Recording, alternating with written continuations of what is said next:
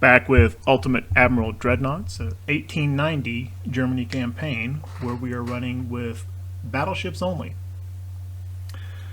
So far in this war, which has only been proceeding, we're in the 4th month. There have been a couple of battles very close to our own ports, basically our battleships defending in our territorial waters or close to them. Against pretty large groups of cruisers and destroyers, or excuse me, torpedo boats. And so we've gotten a look at their cruiser and torpedo boat designs, and our battleships have done pretty well. That does not mean that they are necessarily a successful class, because we have not yet seen the British battleships. But we are about to. A battle has arisen up here in the northern part of the North Sea near, I believe these are the Shetland Islands. And here in the Battle of the Shetlands, we do face Marlborough. And this will be our first look at the British battleship design. It's a little bit larger, which is to be expected. Britain starts with a larger shipyard capacity than Germany does in this era. In any era, but proportionally that difference in tonnage is probably greater in 1890 than in any other era, right? 1,500 tons difference, isn't that big a deal, or as big a difference in like 1930 or whatever, but it is here. I would expect that Marlborough probably has 12-inch guns, likely mounted in double turrets, not singles, whereas we have 11-inch single turrets. That should mean that we are more accurate, but of course we're doing less damage. Maybe Marlborough will have crappy accuracy, but doesn't really need it because her few hits will compensate. I don't know. We're about to find out. Battle of the Shetland Islands.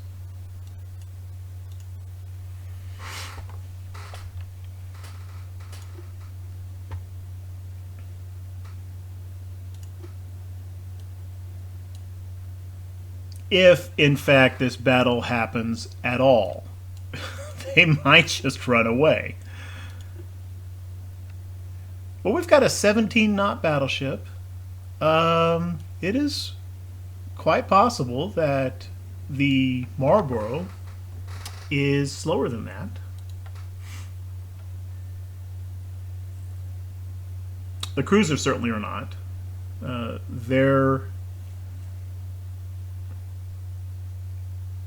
think they're heavy cruisers.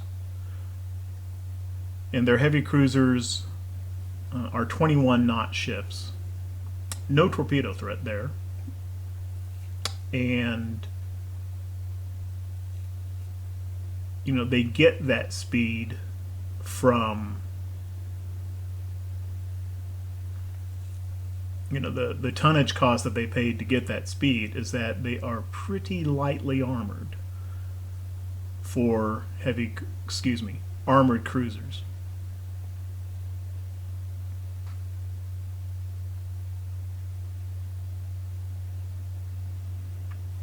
I'm just going to pop on AI. Okay, yeah, we're pointed in the right direction. It's kind of a little mini sort of poor man's RDF. Just pop on AI real quick, and it knows where they are.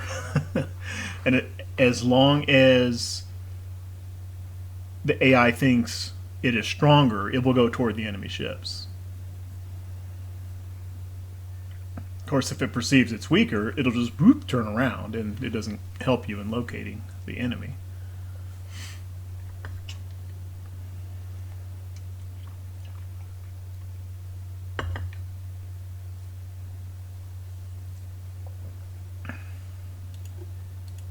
Okay, they're apparently moving from right to left in bearing drift.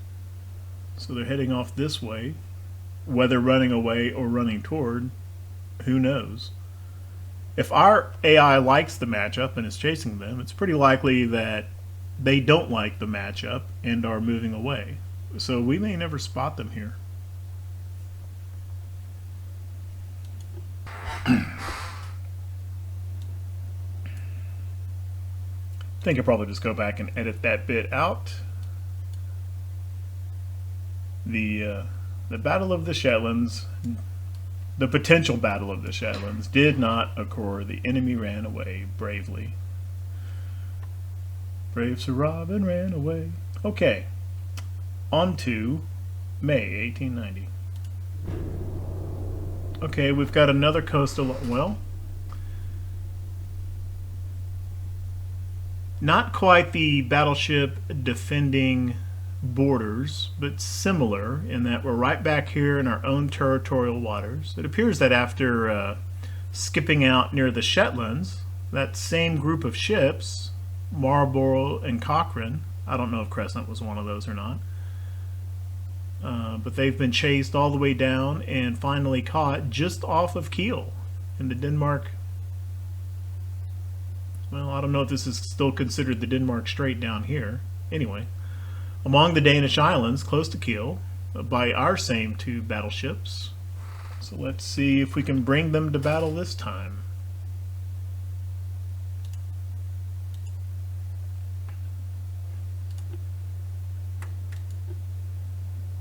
And this time we spawn in with a much, much closer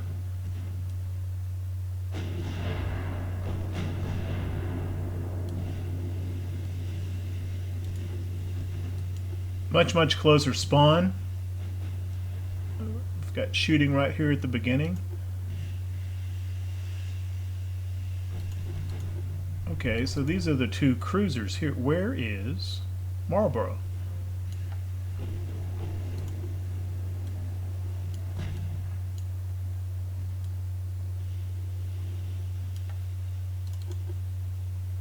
Oh, they're right here too. Okay, where is this cruiser?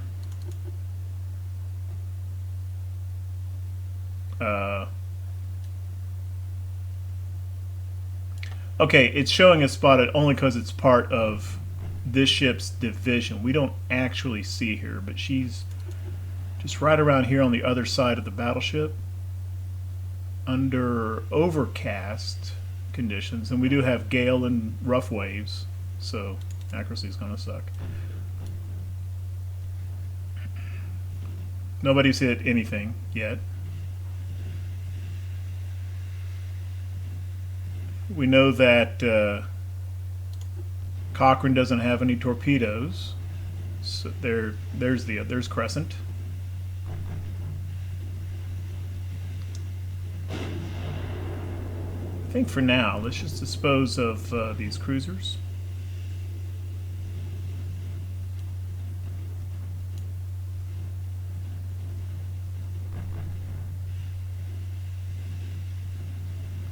And against these cruisers, I think HE is fine.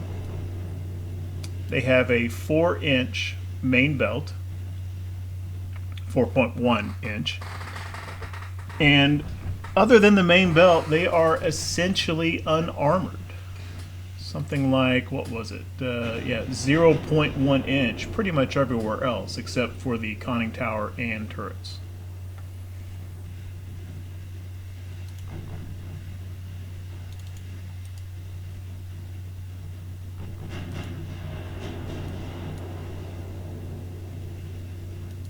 And Marlborough has run off into the overcast. We at least want to keep her spotted. Turn this way.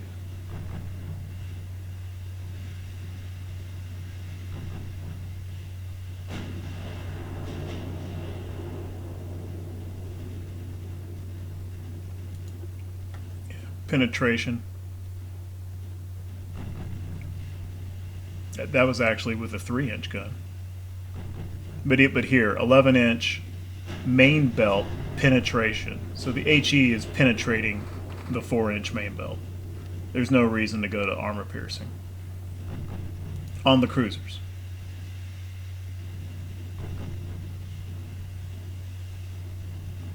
Cochrane's got some pretty significant propulsion damage. Down to less than 5 knots.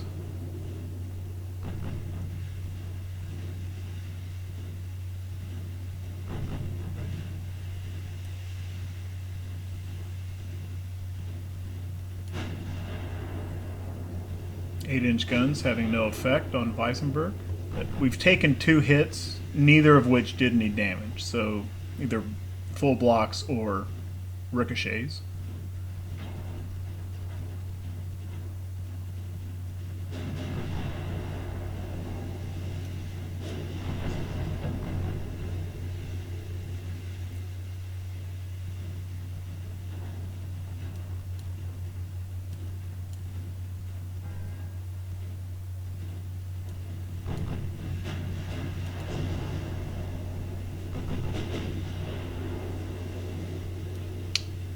Getting a little worried that once these cruisers are dealt with, that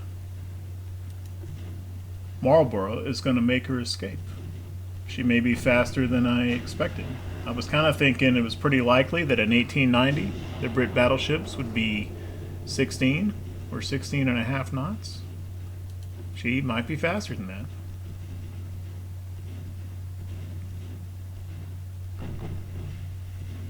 I mean, she's already far enough away that she's not even firing anymore. Which would suggest that she cannot see our battleships either, despite the presence of Crescent.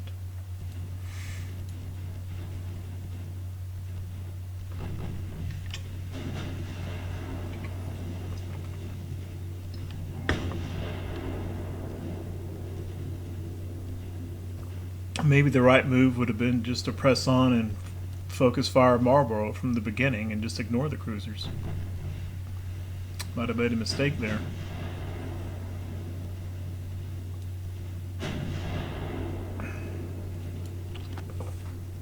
I think we'll still get a good look at most of her stats in the post-battle screen, though.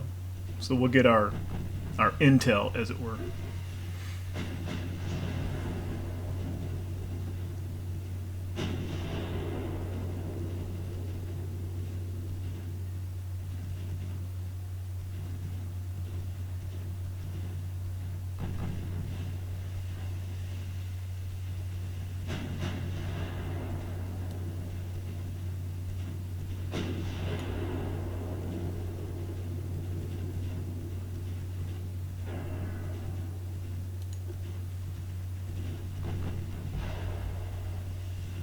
No danger now, but I don't want to forget and inadvertently throw off a torpedo that might endanger Frithof, so I'm just going to turn torpedoes off.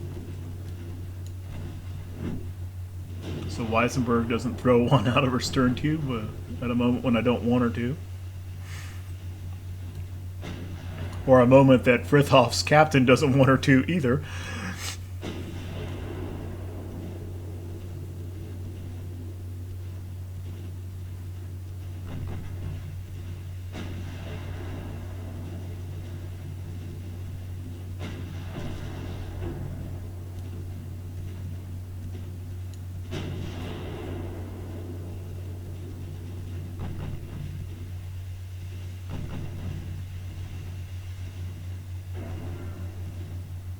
The Rangers are getting their licks in. 350 damage, and they've started 9 fires.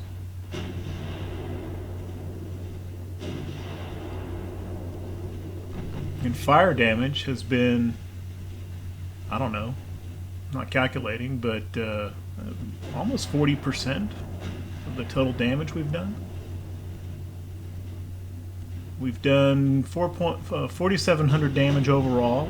2,000 of that has been in fires, not from the initial shell impacts.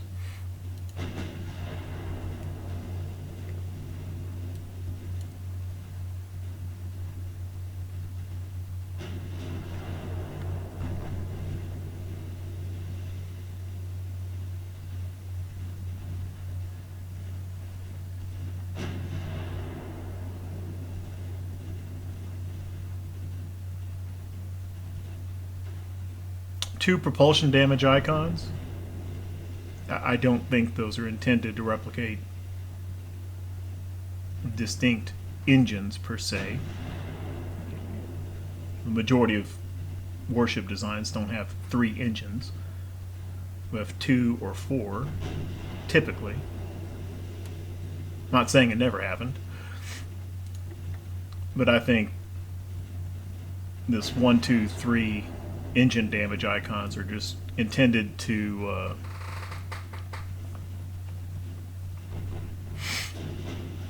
reflect a level of propulsion damage rather than specific engines. Okay, where does the AI think the Marlborough is?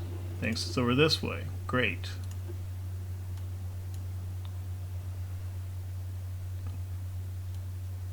And we're kind of back in the same situation we were off the Shetlands. Maybe we'll catch up, maybe we won't.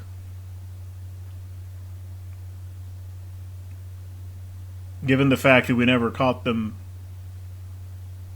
in the earlier battle, it would seem to indicate that the Marlborough has sufficient speed to not get spotted now.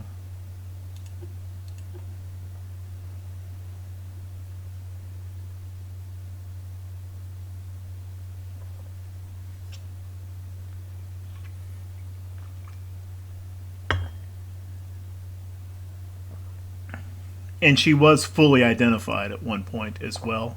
Actually, is it still showing it? No. Okay. Ah, it is showing her armament, though. It is also an 11-inch armed ship. Can't see her speed, armor, attributes, that sort of thing. But we see her guns.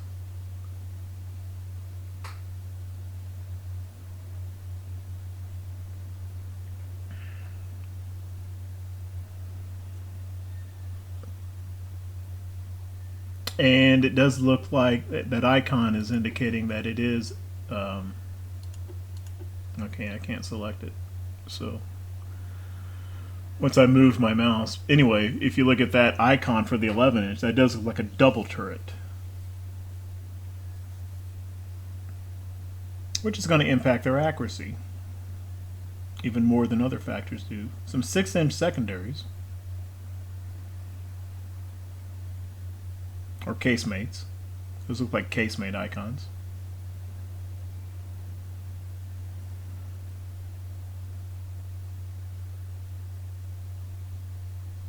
Still at cadet crew in May, whereas ours are up to green. Green for Weissenberg and green for Frithoff as well.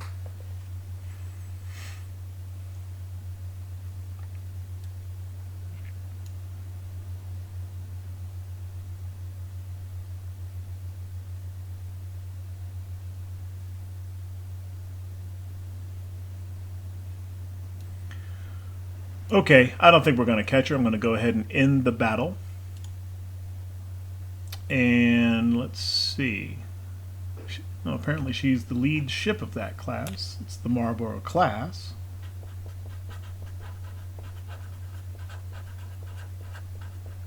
Writing down my little cheat sheet post-it note here. Few bulkheads. AI does that a lot. Doesn't say one way or the other, but 703 crew, that is probably cramped, I would imagine.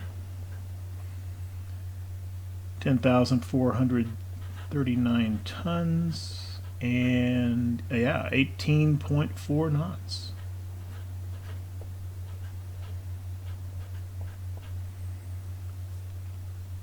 Two 11-inch double turrets.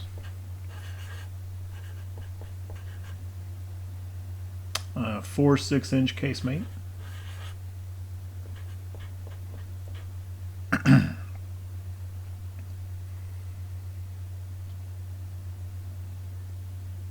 $14 4-inch mix of probably, yeah, that's got to be a mix of casemate and secondary. Don't know which is which.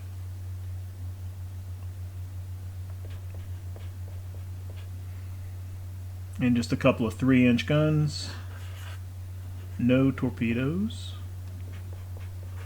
which probably contributes to their behavior in running away, in that, the Bismarck class has a torpedo capability, even though it's just a single aft tube, whereas they do not.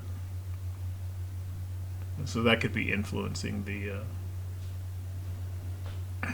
AI behavior. And we don't see a look at her armor scheme.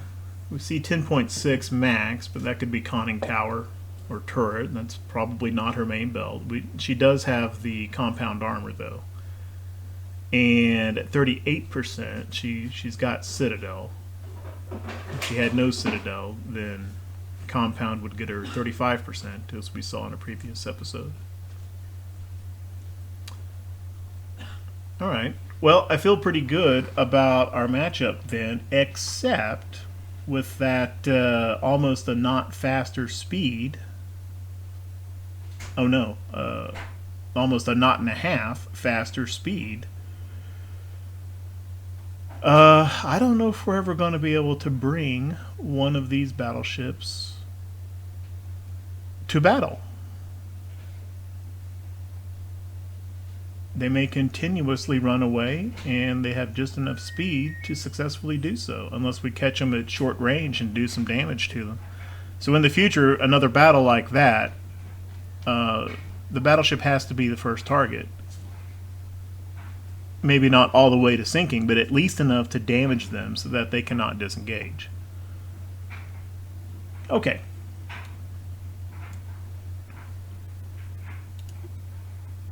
Still a successful battle. 1,000 VP to their 1.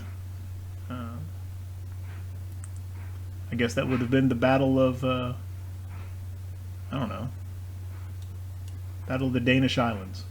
It was actually closer to these islands than it was to Kiel itself. Alright, I think that will do it for this episode. Thank you very much for watching.